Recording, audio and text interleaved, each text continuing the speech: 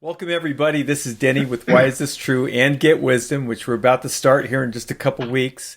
And joining me today is Karl Mollison, and we're going to continue our channeling series that we've been doing for about a year now. And today we're going to venture forth onto the dark side again. And Karl's going to channel the light being Jeffrey Dahmer, who did need a spirit rescue that was done some time ago. I have 7 questions today, and I did my research and compiled the questions yesterday, and it was rough because I did not know all the details about this fellow, and from my perspective, my human perspective, for me, Jeffrey Dahmer was magnitudes worse in some respects than Pedro Lopez, which is, it's not something we bury our nose into, and when we're exposed so directly, it can be a little daunting. So it was daunting for me. So so in any case, that we're going to pursue this idea that healing the perpetrator is a very productive way to go in terms of improving the human condition.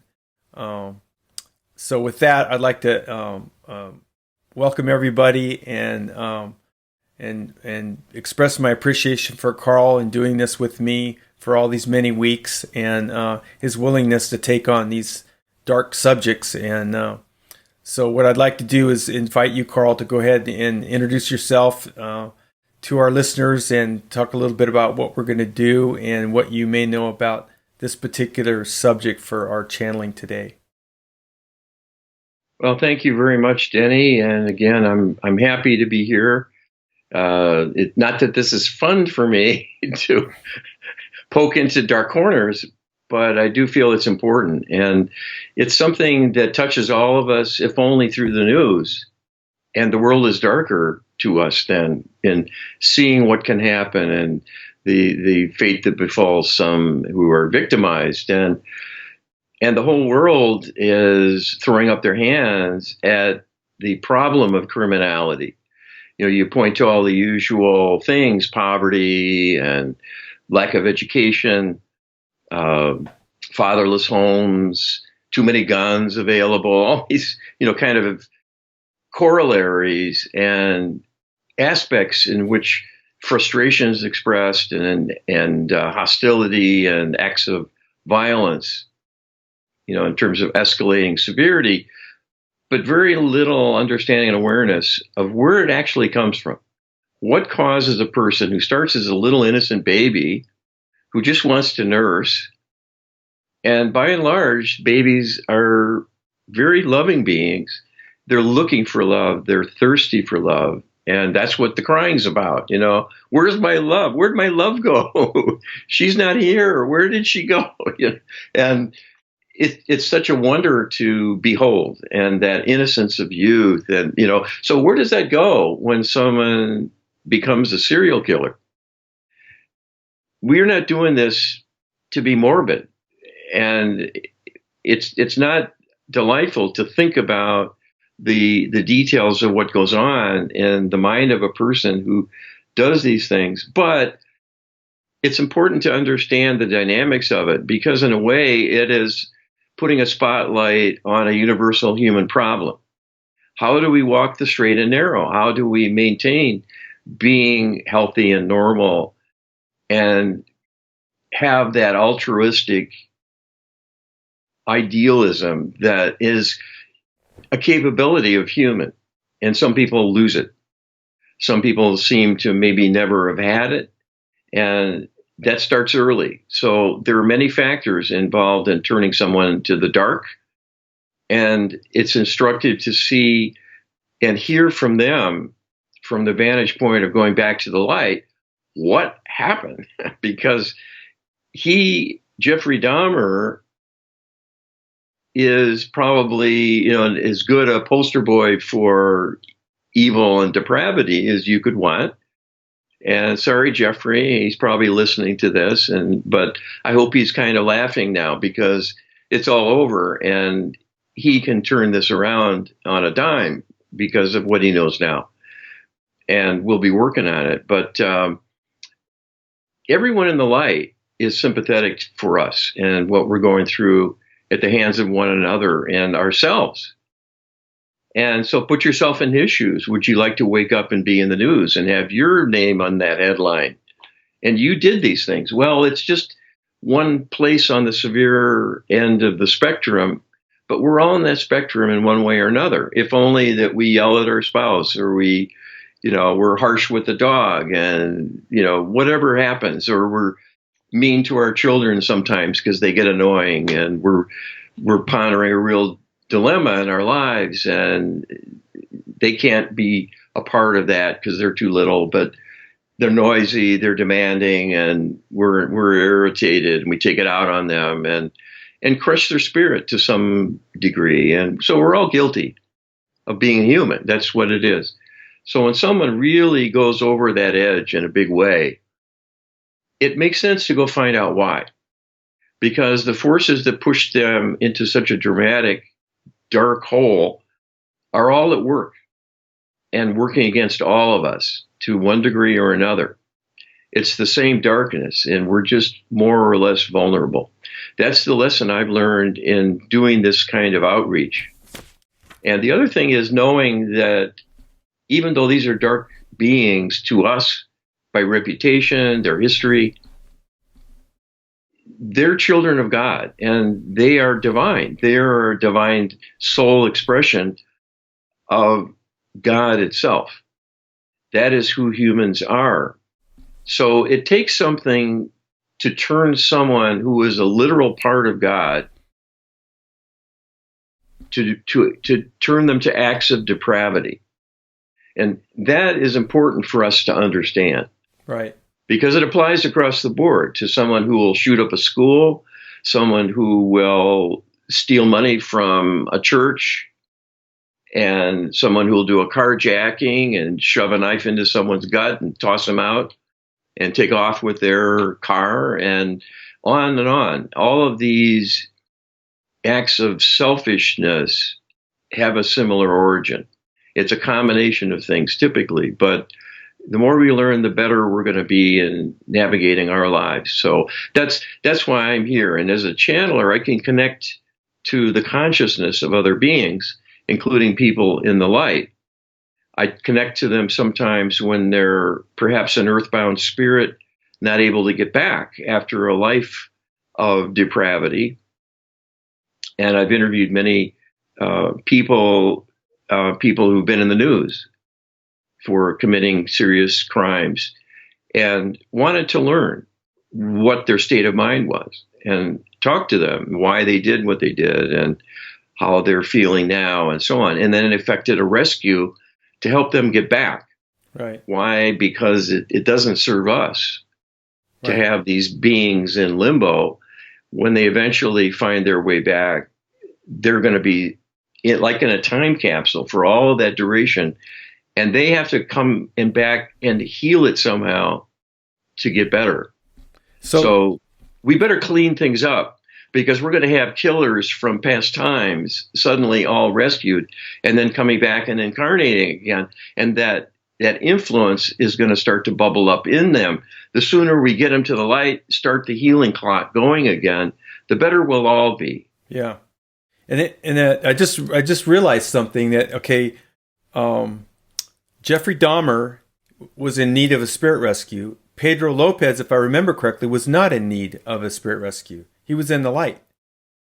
So it's very instructive learning about these dark figures, because a lot of the things that we assume about them is often not true. So, and this is a good example of, and we discussed some of that in that interview, like, well, how could a person like Pedro Lopez successfully transition, given what we know about his life here on Earth? So we discussed that a little bit. I'm not going to go back into it now. But the other thing I wanted to say, and I'm not sure that this is a very good place to do it, but it came to mind, so I wanted you to make a couple comments about it.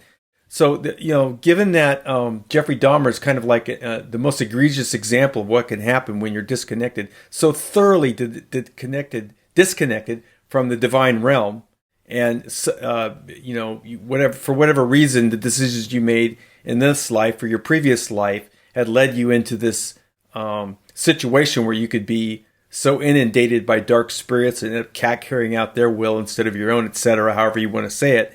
Is this really something that all of humanity could look forward to if we continue on this track of being disconnected from the divine? So that was one thing that came to mind. Like, is this the humankind's future? A bunch of Jeffrey Dahmers running around because we've just taken the divine realm, set it outside of our experience. We're more interested in our cell phones and and this life that's being laid out for us, given by the powers that be, to be disconnected from our source. And then the other thing I wanted to bring up is that there's these little in the alternative news, you're seeing all this stuff pointing towards, in the government, in the cabal, the prevalence of the satanic ritual abuse and child sacrifice and all this kind of stuff that basically Jeffrey Dahmer was doing, and now it's being ascribed to people like, most recently Hillary Clinton. There's apparently some film of her engaged in some type of, I don't know whether this is true or not, I haven't looked into it, but these accusations have been around. I mean, I remember back in the 90s reading stuff about the elder George Bush and satanic ritual abuse practices and pedophilia and this kind of thing. So we've got this connection between the government, the powers that be, the upper echelons of power on planet Earth, being involved in the same types of behaviors and activities that Jeffrey Dahmer was convicted of. And last thing I want to point out, hopefully you can comment on some of these things, is that Jeffrey himself, he went to prison and he didn't die of old age. He was murdered in prison by somebody who actually killed him and another man while they were doing some cleanup in a bathroom or locker area or whatever. He was killed with a pipe.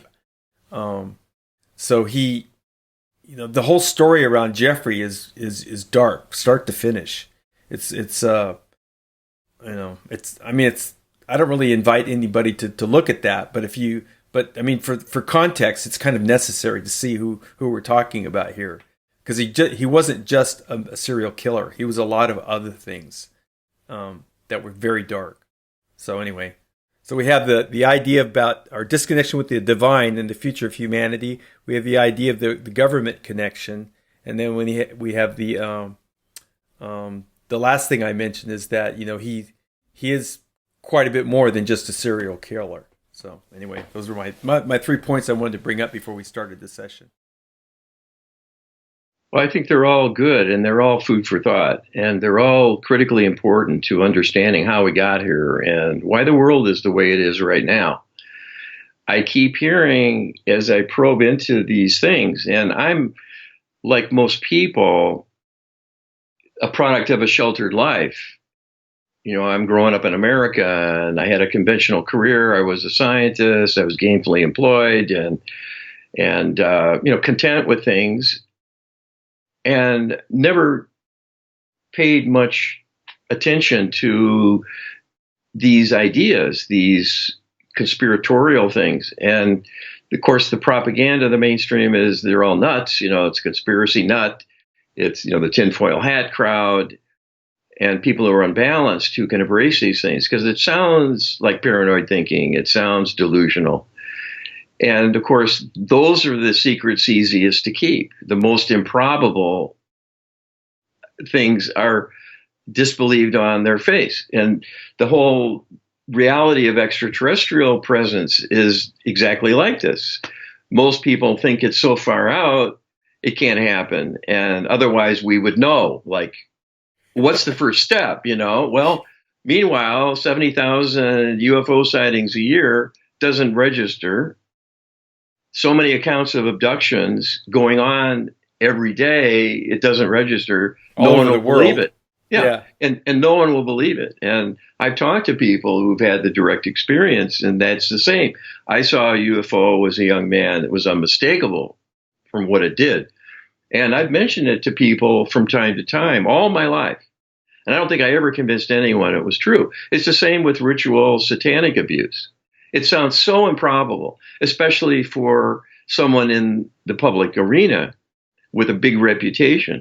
But I assure you, those people are just the same as anyone else. They have their foibles. And if nothing else, the tabloids can show the side of the story. People are vulnerable and they're often manipulated, and they're often the product of the severe manipulation that represents. Right. It changes people and it makes them vulnerable to mind control manipulation to a greater degree. And guess what? Those people who are manipulatable are prime candidates for public service because they're putty in the hands of the extraterrestrial alliance who really run the world. Sorry, I'm maybe jumping ahead here, but they're not who we think they are.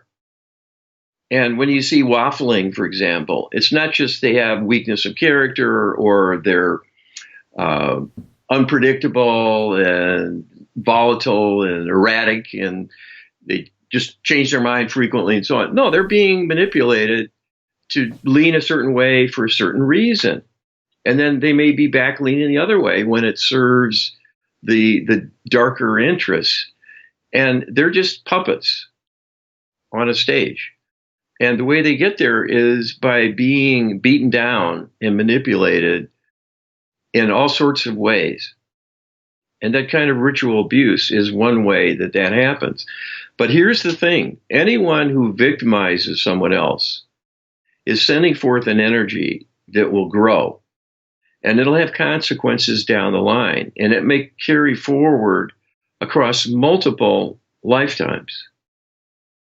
So when you subjugate someone and make them part of a process of depravity, for example, involving human sacrifice, you're wounding their soul and you're dragging them down. They're going to be in a lower place now because of what you have done to them, bringing them into that awareness, that experience, just even observing. And they'll never be the same. It will carry forward. It will haunt them and it'll re-echo again and again and again. Once that happens, they're more readily controlled by dark forces. It's like tainting them, undermining them in a way they can be further lowered, further drawn off target, off the moral path, and then can be manipulated into all kinds of things, including going to war and risking deaths of hundreds of thousands or millions of people, men, women, and children, for a cause. And this is the level of thinking we have in our leadership. So in a sense, you might think that someone elevated to that authority would be the most scrupulous, ethically, the most scrupulous morally, because of the level of responsibility they hold. You know, if you're working on a low level, you certainly don't want to cause harm to people. It doesn't help you. It gets you in trouble, right? If you're an auto mechanic, you know, you better be sure the brake line, the brake line is still connected to the reservoir, you know, when you do the maintenance, because somebody could die. If you have that mindset and suddenly you're president of the United States, the first thing you do is not going to run off and start doing bombing. It's not in your being, you know, just to conjure that up. You would say, hey, whoa, wait a minute. Yeah. Let's talk about this. You know, this sounds crazy to me. Well, that's because you're normal. You see, The people who get to those high levels are usually not normal anymore. They have been manipulated into ways of thinking and dispensing with all sorts of ethical and moral precepts. Yeah, and then in more egregious examples, they're actually killed and replaced by reptilian, we've found.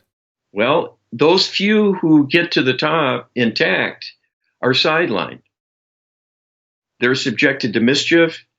They can be lured into sexual dalliances that blow up, and then their reputation is ruined. And there are various ways they can be maneuvered. Maybe an act of indiscretion, helping cover up someone else's problem, and then they're sucked into the vortex, and they were a co-conspirator now. And all these sort of things happen. Right. So the good don't survive for very long. No.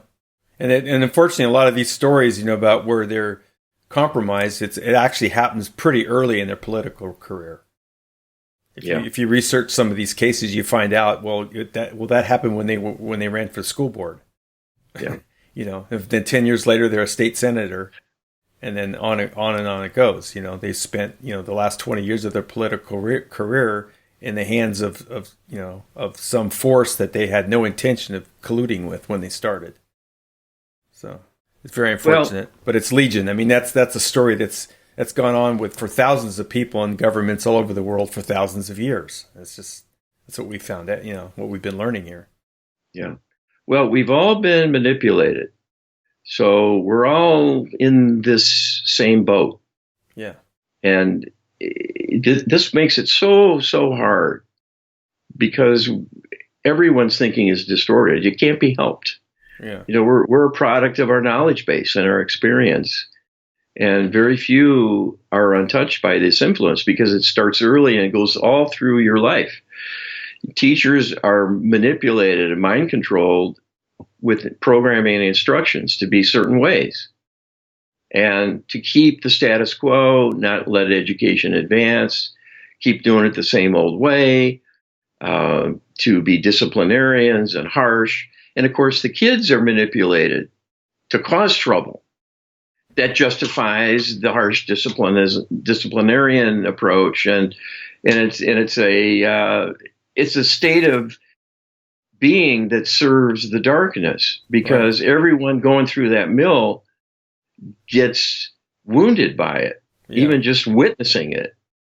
So it just goes on and on and on. And this is where the dark leadership comes from, this cauldron of human experience and bumping into darkness again and again and again, directly and indirectly, both. Yeah. Okay. Just to go back to one other thing, though, the divine sees through it. The divine knows who we truly are, and it isn't who we are when we're down here. We're beings of light and a majestic soul expression of the divine. And as such, we are above all of the human pettiness. But this is a learning opportunity for us to see what happens when you're separated from that awareness. That's when dark things can creep in, and they have. And so now this is a gigantic test of us as well as opportunity to take on the biggest challenge probably that can befall a civilization. Having multiple kinds of beings interfere to darken us and disconnect us from our divine roots, and have to contend with it without even knowing that's happening.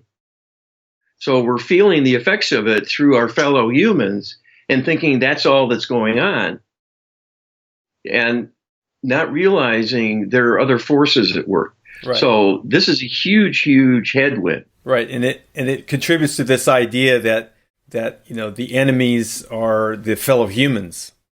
Yes. And so this divide and conquer thing is very successful. Yes. In very many ways over a long period of history, and you see a lot of the efforts to continuing in this. I think one of the silver linings around this, what we've been learning through the channeling series, is that basically all the humans could be categorized as victims, and that there really is nothing to be gained by separating the victims from the perpetrators, because in the human realm, we're all victims, and we have a foe that has created this situation where it seems logical to us on the face to divide within ourselves and worry about the politicians and the people that they rule over and all these other divisions that you could create within the human community here on Earth, which serves no good purpose at all. So, yes. So this is one of the reasons that we do the channeling series on these darker figures, to look at this human problem from the perspective of the divine realm, and then apply that perspective in terms of how we create and how we utilize the solutions, which ultimately is more good news, where we can develop this partnership with the divine realm and solve the problem. That's the bottom line message here, is that, yes, Denny and Karl are covering a lot of dark material. They keep going over the same thing over and over and over again. But if you listen to what the light beings are saying, and they're saying it over and over again, the solution is the partnership with the divine realm. And then all this division that we're subjected to can be set aside, and we can start working on the solution. Well, this is a difference in perspective between someone who will look at a Jeffrey Dahmer, shudder, and wish them a nice time in hell forever, and someone who will look at them and say, oh my gosh, what happened to this person? How awful. They became this wretched killer and a depraved individual. And what can be done here? Mm-hmm. Because the latter is the divine perspective, because God wants us all back. Right. God wants us all back in the light, being who we truly are, and untouched by all of this, and certainly not wounded forever. To risk coming here and being corrupted is a challenge we all take on. Those who get corrupted are no different than our idolized war veterans who come back with soul wounds because of what they were brought into face to face to challenge and take back the darkness of it that now is hovering over their soul and their being, and will go from life to life that way until they heal it. So we're here for a high purpose. Those who fall by the wayside are the victims, and they deserve compassion and an opportunity to heal, because that's the only way out of this. Right. We're dragging each other down all the time. And you'll see it very much across the board with the media who bash people right and left categorically, even by group, racial groups and political groups and so on. And we see it in the social media. I'm starting to think of as the anti-social media more and more. Yeah. Where people are pointing fingers and ramping up their emotions and thinking very superficially. Right. So the more you understand this by looking at it and thinking deeply, the more you can grow. And it kind of takes that Yeah. to get to a point where you can look at someone most would consider the vilest human ever and think about wanting to help them and get them back into the human family in a higher way of being. And that's what the divine sees in us. Divine sees the light and how to cultivate that and how much nurturing it needs. Right. So to surmount this. Yeah. So hopefully, with these questions today, we'll get some insight in that line of thinking, and help all of us to, see what you're pointing out here. So the questions are challenging to come up with to take advantage of what we can learn from the divine realm's perspective. So with that, and in the interest of time, let's go ahead and get started. All right. I'll just take a moment to get in the right frame of consciousness and set up safety around the work, which is really crucial in any kind of outreach intuitively, including meditation. You need to set up safety around it because you're opening yourself up to the universe, and there's a lot of mischief makers out there. So, and then I'll connect through Creator to Jeffrey Dahmer in the light as a light being, and he will speak through me. So, okay. Thank you.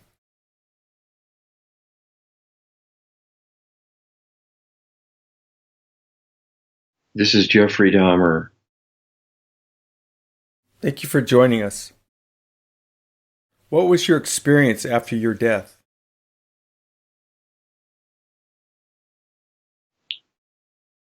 I was immediately catapulted into the worst nightmare of my memory.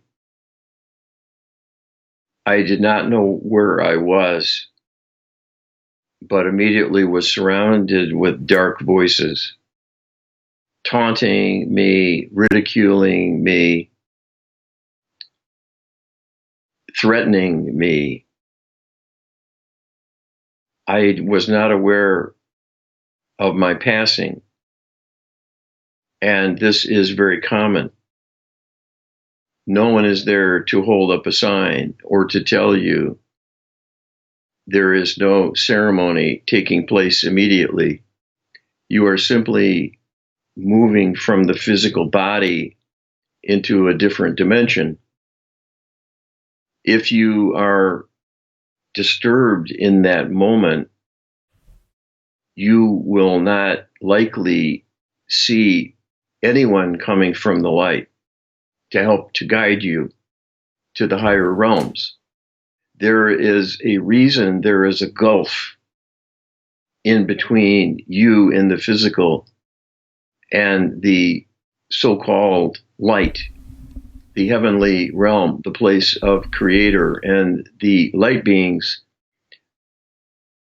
of whom you are a member and will come forth from that realm into an incarnation as a physical infant, and then proceed within the physical plane to have your experience.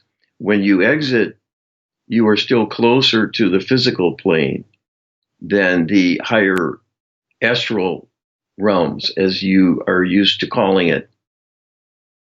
This is the job of consciousness, to look upward, to look for something wonderful and positive that will create the receptivity and put you on the right energetic wavelength to see those who come to rescue you and extend a helping hand to bridge the gap and return home. If you are disturbed and troubled and distraught, you will be too energetically compromised to see the outreach or respond. I could no more have thought about going to the light at that moment than to do anything but cower in fear.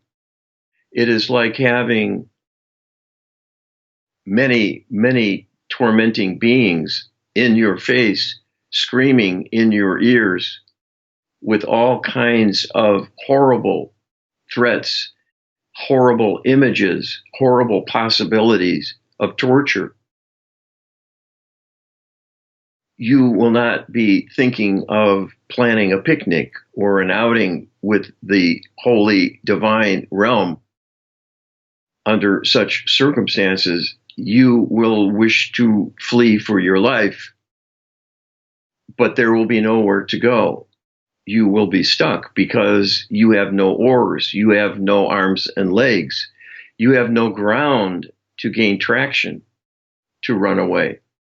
You will be in a nothingness with no dimension, no solidity, and no sensation of your existence other than your idea of who you are in the moment, your consciousness in an impaired form, and then your tormentors and however they wish to express their presence.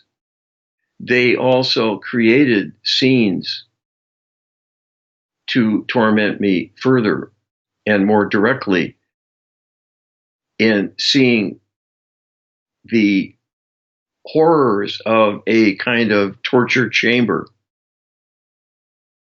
This appeared quite real to me, including my being in a physical body yet again, not the one I left, but a different body that looked different and was vulnerable to physical attack, which they mounted and did so again and again to torture and torment me. This went on and involved many means of inflicting pain and emotional anguish. It was unrelenting. It was nonstop. The whole purpose was to harvest energy from me. And this was done not only without regard for my suffering, but to purposely inflict suffering. These beings, these dark spirits, live by encouraging bursts of such energy within their victim and then tap it for their own survival.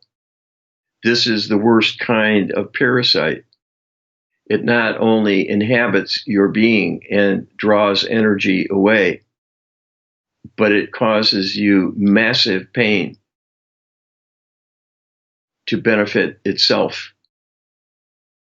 This is the world I entered, and it went on continually without let up until I was rescued by your channel reaching out to check on me and to help to do a rescue for my return to the light so that I would be available for this interview. So your exercise in reaching out to speak with me as one of many such subjects, and from which I might easily have been excluded arbitrarily, perhaps by being less palatable than some others to include, would have determined my fate. I cannot express to you the horrors I experienced. They went far beyond anything that ever happened to me or that I even inflicted on my victims. At least with my victims, their time in torment was short. My time in torment was incalculable to me in the experiencing. To be tormented 24 hours a day continually with no sense of time, no reference, no calendar, no clock, no night, no day, no time of rest. Such torment is unthinkable, but yet is routine for many, many, many souls who still suffer. My purpose in being so complete and graphic here is to point to those whose plight is much like mine, and know that anyone who reaches out to help them will be conferring a true divine blessing beyond description. I am immensely grateful to you both in having an interest in my life, although not out of respect, but to explore and study the negativity I brought to the world and nonetheless saved me. This is truly a divine intervention of the highest order, and it shows the reach of the divine, that no matter how low a person might sink, there is a path back to God.